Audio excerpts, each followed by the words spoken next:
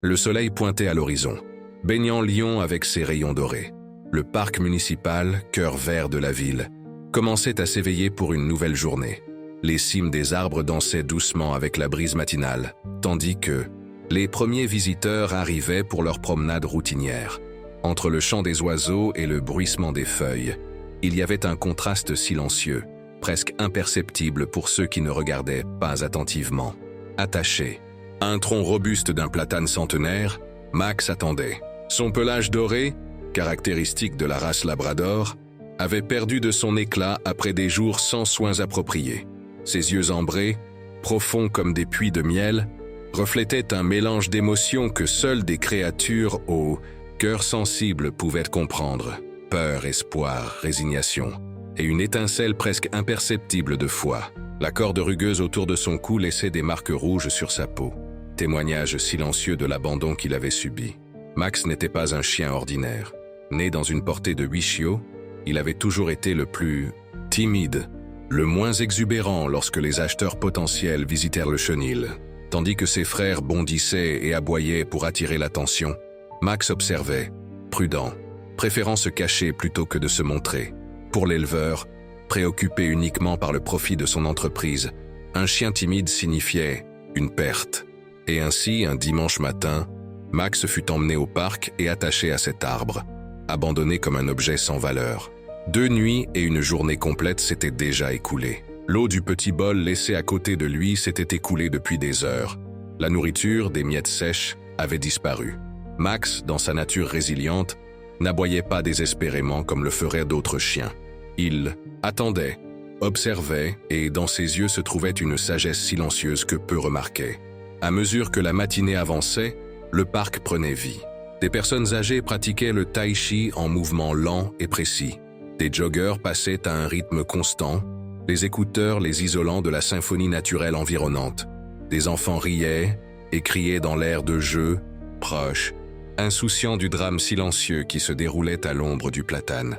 Certaines personnes passaient près de Max, le regardaient rapidement et continuaient leur chemin, supposant que le propriétaire serait à proximité ou, pire, choisissant de ne pas s'impliquer. Max ressentait le poids des regards passants.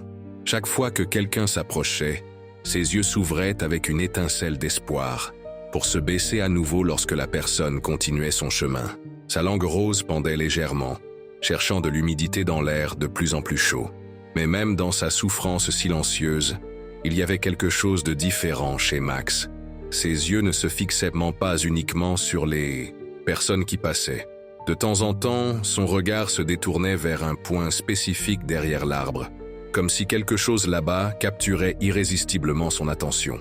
C'est à ce moment que Claire apparut à l'horizon, de Max, une fille de 13 ans, cheveux bruns attachés en une tresse désordonnée et des taches de rousseur dansant sur son nez lorsqu'elle souriait. Claire n'était pas comme les autres enfants. Depuis sa petite enfance, elle avait une sensibilité extraordinaire envers les animaux. C'est comme si elle pouvait entendre ce qu'ils ne disent pas, commentait sa mère, entre fierté et intrigue. Claire venait au parc ce matin-là accompagnée de 3 amis, Pierre, Marina et Théo. Ils avaient prévu un pique-nique, profitant du jour férié municipal. Claire portait un panier avec des fruits et des sandwichs. Marina apportait un seau d'eau et des gobelets jetables. Pierre s'occupait des jus. Et Théo, toujours prévoyant, apportait une grande couverture suffisamment grande pour tous. C'est Claire qui remarqua Max en premier. Le groupe passait près du platane quand la fille s'arrêta brusquement, comme frappée par une force invisible. Ses yeux rencontrèrent ceux du chien et quelque chose d'indescriptible se produisit entre eux, une communication silencieuse qui transcendait les mots. « Regardez », murmura-t-elle à ses amis, pointant vers Max. « Il est attaché. Et il semble être ici depuis longtemps. » Les 3 autres s'approchèrent prudemment. Max, voyant le groupe de jeunes s'approcher, tenta de se lever, mais ses pattes arrière fléchirent. Pourtant, sa queue fit un mouvement timide, une salutation pleine d'espoir. « Il est déshydraté », observa Claire, s'agenouillant à une distance sécurisée, pas par peur de l'animal, mais par respect pour son espace. « Marina, passe-moi le seau s'il te plaît. » Marina hésita. « Et si le propriétaire apparaît, il pourrait ne pas aimer que nous touchions son chien. » Pierre acquiesça. « Peut-être qu'il a juste laissé le chien ici quelques minutes pendant. » qu'il va chercher quelque chose. Claire regarda à nouveau Max, la corde usée autour de son cou, les marques de déshydratation évidentes dans ses yeux profonds. Personne ne laisse un chien comme ça pendant quelques minutes. Il est abandonné, j'en suis sûr. Théo, toujours le plus prudent, suggéra « Et si nous appelions le contrôle des animaux? Ils sauront quoi faire. » Mais Claire avait déjà pris sa décision. Elle prit le seau des mains de Marina et s'approcha lentement de Max. « Eh, mon grand » parla-t-elle doucement, sa voix une mélodie apaisante. « Tout va bien. Je suis là pour aider. » Max observa Claire avec des yeux qui avaient vu plus de tristesse qu'il ne le devrait. Lorsqu'elle offrit de l'eau dans ses mains en forme de pelle, il renifla d'abord, prudent, avant de commencer à boire désespérément. Claire sourit, une larme solitaire roulant sur sa joue. « Tu vois ?» dit-elle à ses amis, qui observaient la scène avec un mélange de préoccupation et d'admiration. Il mourait de soif. Alors que Max buvait, Claire remarqua quelque chose de curieux. Même dans son état affaibli, le chien détournait parfois le regard vers quelque chose derrière elle. Claire tenta de suivre la direction, mais ne vit rien d'autre que des buissons et un petit coin de la zone de pique-nique. « Qu'est-ce que tu regardes, mon grand ?» demanda-t-elle gentiment, plus pour elle-même que pour attendre une réponse. Après que Max eut étanché sa soif initiale, Claire ouvrit son panier de pique-nique et offrit un morceau de son sandwich au fromage. Le chien accepta la nourriture, avec une délicatesse surprenante, comme s'il ne voulait pas effrayer sa nouvelle amie même dans sa faim. « Nous devons le libérer », dit enfin Claire, regardant le nœud serré qui retenait Max à l'arbre. « Nous ne pouvons pas simplement… »« Lâcher un chien dans le parc !» argumenta Pierre. « Il y a des règles, Claire. Et s'il est dangereux ?» Claire rit, un son cristallin qui fit remuer les oreilles de Max. « Dangereux ? Regardez-le. La seule chose dangereuse ici est l'idée de le laisser attaché plus bas. » Longtemps. Marina, qui avait observé tout en silence jusqu'à présent, fit un pas en avant. « Claire a raison, nous ne pouvons pas le laisser ainsi. Mais nous ne pouvons pas non plus simplement le libérer pour qu'il se promène dans le parc. » Théo acquiesça, pensif. « Et si nous l'emmenions à la clinique vétérinaire du centre-ville? Ma tante y travaille. Elle saurait quoi faire. » Pendant que les amis discutaient du destin de Max, Claire resta agenouillée à ses côtés, caressant doucement sa tête. Le chien posa son museau sur son genou, comme pour remercier silencieusement de l'attention et de l'affection. C'est alors que Claire remarqua de nouveau, Max regardait fixement quelque chose au-delà d'elle. Cette fois, sa curiosité l'emporta. « Qu'est-ce que tu vois, Max ?» demanda-t-elle, lui donnant instinctivement un nom. Claire se retourna lentement, suivant la direction du regard du chien. Au début, elle ne vit rien d'inhabituel. Juste des buissons se balançant avec la brise et la zone de pique-nique au fond. Mais alors, avec un mouvement presque imperceptible, les buissons se mirent à bouger différemment. Pas à cause de la brise, mais par quelque chose qui se mouvait entre eux. « Les gars », appela Claire ses amis, sa voix basse et excitée. « Venez voir ça !» Le groupe s'approcha prudemment, suivant le regard fixe de Claire et Max. Pendant quelques secondes, rien ne se passa. Puis, comme répondant à un appel silencieux, une petite tête brune émergea entre les feuilles. Un écureuil aux yeux noirs brillants et aux oreilles alertes. « Un écureuil ?»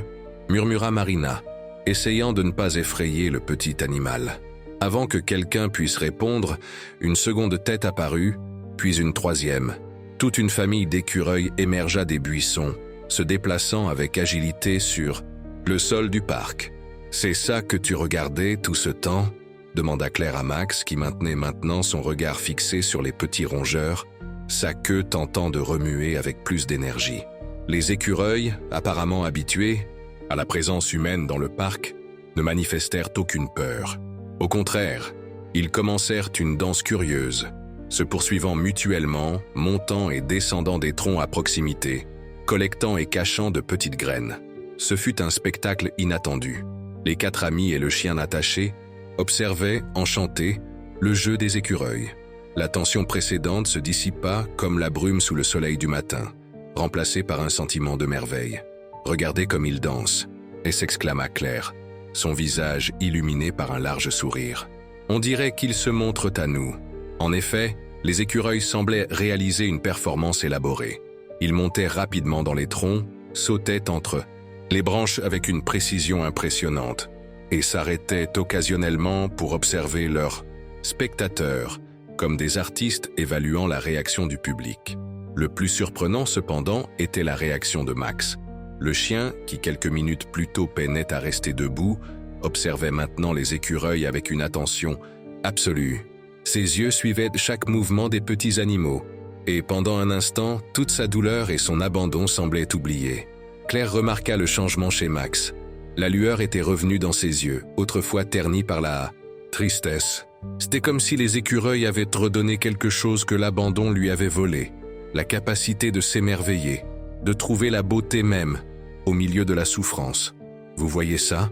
murmura Claire à ses amis. « Il est heureux. » Pierre, qui avait d'abord argumenté contre la libération du chien, l'observait maintenant avec de nouveaux yeux. « Il ne semble pas dangereux, admit-il. En fait, il a l'air très gentil. Tout le monde mérite des moments de bonheur, » dit Claire, sa voix douce mais déterminée. « Même quand ils sont attachés, surtout quand ils sont attachés. » Alors qu'ils observèrent le spectacle naturel, une idée commença à se former dans l'esprit de Claire, une certitude qui grandissait à chaque instant.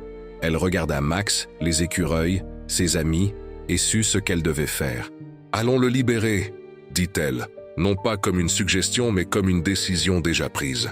Cette fois, personne n'argumenta. Il y avait quelque chose dans la conviction de Claire, dans la connexion visible entre elle et Max, qui faisait taire toute objection.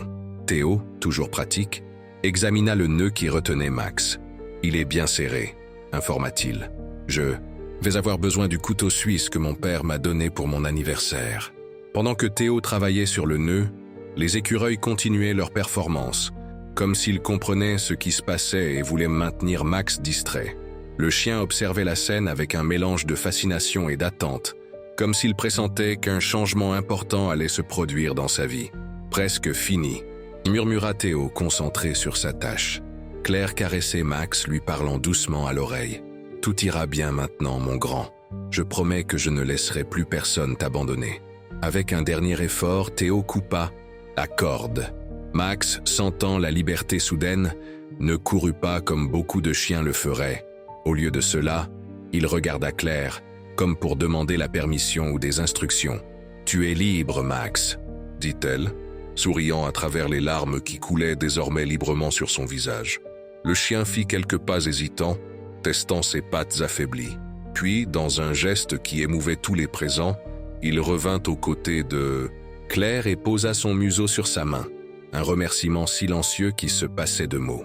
Les écureuils, comme s'ils comprenaient que leur mission était accomplie, réalisèrent un dernier spectacle acrobatique avant de disparaître habillés. Nouveau dans la végétation dense du parc, Claire eut la sensation étrange qu'il faisait un signe d'adieu, non seulement au groupe, mais surtout à Max. « Et maintenant ?» demanda Marina, regardant le chien libre mais clairement affaibli.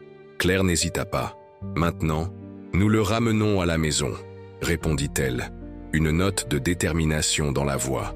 Ou plutôt, nous l'emmenons d'abord à la clinique de la tante de Théo, puis à la maison. « Sa mère va laisser ?» questionna Pierre. Toujours, la voix de la raison. Claire sourit, confiante. « Ma mère comprend l'appel du cœur. Elle comprendra aussi. » Théo acquiesça, déjà en train de prendre son téléphone portable. « Je vais appeler ma tante et dire que nous sommes en route. »« Et notre pique-nique » rappela Marina, pointant le panier et le seau encore sur le sol. Claire regarda Max, qui reposait maintenant sa tête sur ses genoux, ses yeux ambrés à moitié fermés dans une expression de pure confiance. « Je pense que nous avons gagné un nouvel ami pour le pique-nique, » répondit-elle. « Nous devons juste changer de lieu. » Et ainsi, le groupe réorganisa ses plans. Le pique-nique aurait lieu sur la pelouse en face de la clinique vétérinaire, tandis que Max recevait les soins nécessaires. C'était un changement imprévu, mais aucun d'eux ne s'en souciait. Il y avait quelque chose dans le parcours de cette matinée qui transcendait les plans et les horaires. Alors qu'ils se préparaient à partir, Pierre mit en mots ce que tous ressentaient. « Vous savez, c'est étrange de penser que nous sommes venus ici juste pour un pique-nique ordinaire. Et maintenant, nous ramenons à la maison un chien qui regardait une famille d'écureuils. » Claire sourit, caressant la tête de Max. Parfois, les meilleures histoires commencent ainsi, avec un regard vers quelque chose que personne d'autre n'a remarqué. Le chemin vers la clinique vétérinaire était lent. Max, bien que déterminé, était encore faible après des jours de privation. Claire refusa de le laisser marcher seul créant un support improvisé avec la couverture de pique-nique que Théo avait apportée. Marina et Pierre se relayaient pour aider à porter le poids du chien lorsqu'il semblait plus fatigué. Pendant le trajet, chacun partagea sa vision de ce qu'il avait été témoin dans le parc. Marina parla de la coordination incroyable des écureuils, comme s'ils réalisaient une danse répétée. Pierre commenta sur la dignité silencieuse de Max, même dans son abandon. Théo réfléchit à la manière dont de petits actes de gentillesse pouvaient changer le cours d'une vie. Claire, cependant, gardait ses pensées pour elle. Il y avait quelque chose dans la connexion entre Max et les écureuils qui touchait un endroit profond de son âme. Quelque chose sur la découverte de la beauté et de l'espoir même dans les circonstances les plus sombres. La clinique vétérinaire était un bâtiment modeste au centre-ville, avec une façade bleu clair et le dessin stylisé d'une patte. La tante de Théo, le docteur Vanessa, les attendait à l'entrée, avertie par l'appel de son neveu. « Alors, voici notre patient », dit-elle, s'agenouillant pour examiner Max dès leur arrivée. Ses yeux expérimentés évaluèrent rapidement l'état du chien. « Tu as bien fait, Claire. Il était abandonné depuis des jours. Il est déshydraté et mal nourri, mais il ne semble pas avoir de blessures graves. » La vétérinaire conduisit Max à l'intérieur de la clinique, suivi de près par Claire, qui refusait de quitter le côté du chien. Les 3 autres amis attendirent à la réception, déballant le pique-nique dans le petit jardin devant le cabinet, comme ils l'avaient prévu. À l'intérieur de la clinique, le docteur Vanessa réalisa un examen complet de Max. Elle administra des fluides pour le réhydrater, soigna les zones blessées par la corde et vérifia s'il avait une puce d'identification. Il n'y en avait pas. « Il est jeune, probablement entre 1 et 2 ans, expliqua la vétérinaire. Le pelage terne s'améliorera avec une alimentation adéquate, et ces marques de la corde disparaîtront en quelques semaines. Claire, qui observait tout attentivement, demanda « Il va bien, n'est-ce pas ?» Le docteur. Vanessa sourit, posant une main sur l'épaule de la fille. « Oui, Claire, grâce à toi. Un jour de plus dans ce parc, sans eau ni nourriture, et l'histoire aurait pu être différente. » Claire poussa un soupir de soulagement. Ses yeux, rencontrant ceux de Max qui, même allongé sur la table d'examen, gardait le regard fixé sur elle, un regard de confiance absolue. « Maintenant vient la partie difficile, » continua la vétérinaire. « Nous devons trouver un foyer pour lui. » Claire leva le menton, déterminée. « Nous en avons déjà trouvé un. Il va chez moi. » Le docteur Vanessa sourit. « Je m'imaginais que tu dirais ça. »« Mais as-tu parlé à ta mère ? Avoir un chien est une grande responsabilité. Je vais lui téléphoner tout de suite, » répondit Claire, déjà en train de prendre le téléphone portable de Théo. La conversation avec sa mère se déroula exactement comme Claire l'avait espéré. Il y eut surprise, quelques questions inquiètes, mais à la fin la réponse fut positive. « Ramène-le à la maison. Nous parlerons des détails quand tu rentreras. » Avec la permission obtenue, le traitement initial terminé et Max montrant déjà des signes de récupération, il était temps de poursuivre le voyage. Le pique-nique dans le jardin de la clinique fut bref, mais joyeux, avec Max recevant des portions spéciales recommandées par le docteur Vanessa. Le chemin vers la maison de Claire fut plus léger. Max, revigoré par le traitement et la nourriture, pouvait marcher tout seul, même si c'était lentement. Il semblait y avoir une nouvelle lueur dans ses pas, une confiance nouvellement découverte. La résidence de la famille Dupont était une maison simple mais accueillante, avec un petit jardin devant et une clôture blanche. La mère de Claire, Madame Béatrice, attendait sur la véranda, son visage un mélange d'appréhension et de curiosité. Lorsque le groupe s'approcha, Max s'arrêta un instant comme évaluant la situation. Claire l'encouragea avec des mots doux et il continua à marcher, sa posture reflétant une dignité retrouvée. Alors, voici le fameux Max, dit Madame Béatrice, descendant les marches de la véranda pour les accueillir. Sa voix était douce, mais ses yeux étudiaient le chien avec attention. « Il est spécial, maman », répondit Claire, l'émotion transparaissant dans sa voix. « Tu aurais dû voir comme il regardait les écureuils, même en étant attaché et souffrant. » Madame Béatrice s'agenouilla, tendant la main pour que Max la renifle. Le chien s'approcha prudemment, renifla les doigts offerts, et à la surprise de tous, lécha doucement la main de la femme. Un sourire adoucit le visage de Madame Béatrice. « On dirait qu'il se sent déjà chez lui », commenta-t-elle. Les amis de Claire se séparèrent, promettant de revenir le lendemain pour savoir comment Max s'adaptait. Théo assura que sa tante viendrait pour un suivi vétérinaire, et Marina se proposa d'apporter quelques jouets de son propre chien. À mesure que l'après-midi avançait, Claire montra à Max chaque recoin de son nouveau chez-soi. Le jardin où il pourrait courir, le coin de la véranda où un lit était déjà préparé, la cuisine d'où viendrait sa nourriture. Le chien suivait chaque pas de la fille, comme s'il craignait qu'elle puisse disparaître s'il clignait des yeux. Cette nuit-là, contre toutes les règles établies auparavant, Madame Béatrice permit à Max de dormir dans la chambre de Claire. « Juste pour cette nuit », dit-elle, mais son ton suggérait que de nombreuses exceptions suivraient. Claire prépara un coin confortable à côté de son lit, avec des couvertures douces et un vieil oreiller. Max, cependant, semblait incertain, regardant l'espace préparé, puis Claire, comme pour demander la permission pour quelque chose de plus. « Ça va, mon grand », murmura Claire, tapotant le bord de son propre lit. « Juste ce soir. » Max monta prudemment, s'installant au pied du lit. Ses yeux, maintenant plus brillants et vifs, se fixèrent sur Claire avec une expression qui transcendait la gratitude. C'était plus profond, plus complexe, quelque chose de proche de la dévotion. Avant de s'endormir, Claire réfléchit aux événements extraordinaires de cette journée. Comme un simple pique-nique dans le parc s'était transformé en mission de sauvetage. Comme un chien attaché à un arbre lui avait montré une vision du monde que beaucoup d'adultes ne comprenaient jamais. La capacité de trouver de la joie même dans les moments les plus sombres. « Tu sais, Max, » murmura-t-elle dans l'obscurité de la chambre, « je crois que c'est toi qui m'as sauvé aujourd'hui, pas le contraire. » Les semaines suivantes apportèrent des changements visibles chez Max.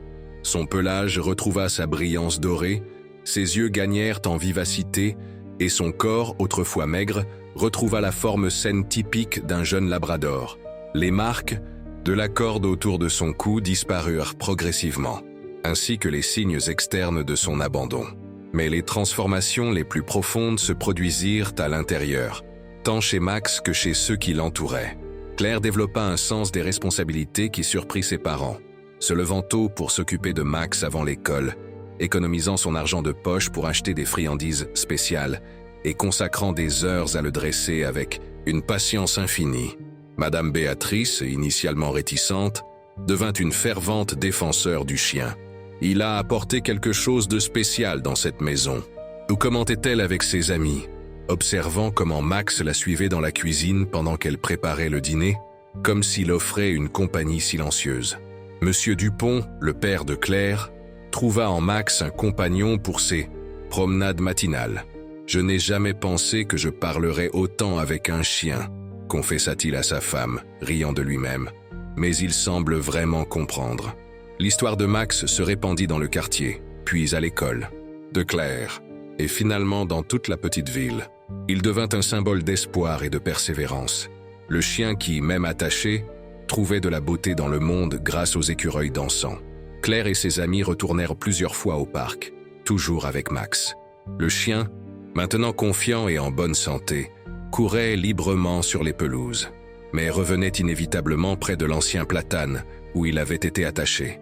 Là, il s'asseyait patiemment, regardant les buissons, comme s'il attendait une retrouvaille. Et parfois, lorsque la chance souriait, les écureuils apparaissaient. Jamais aussi proches que ce premier jour magique, mais suffisamment visibles pour que Max remuât vigoureusement la queue, ses yeux brillants d'une joie qui faisait sourire Claire à travers les larmes. « Je pense qu'ils étaient tes amis, pendant ces jours solitaires, » disait-elle, caressant la tête de Max pendant qu'ils observaient ensemble les petits acrobates de la nature. « Ils ont gardé ton espoir vivant quand tu en avais le plus besoin. » Avec le passage des mois, Max devint une présence constante lors des événements communautaires. Claire l'inscrivit à un programme de chien thérapeute et ensemble, ils visitaient la maison de retraite locale, où les personnes âgées s'illuminaient de sa présence. « Il y a quelque chose dans ses yeux », disait Madame Gertrude, une dame de 92 ans, comme s'il comprenait notre solitude. Au premier anniversaire de son sauvetage, Claire organisa une célébration spéciale dans le parc.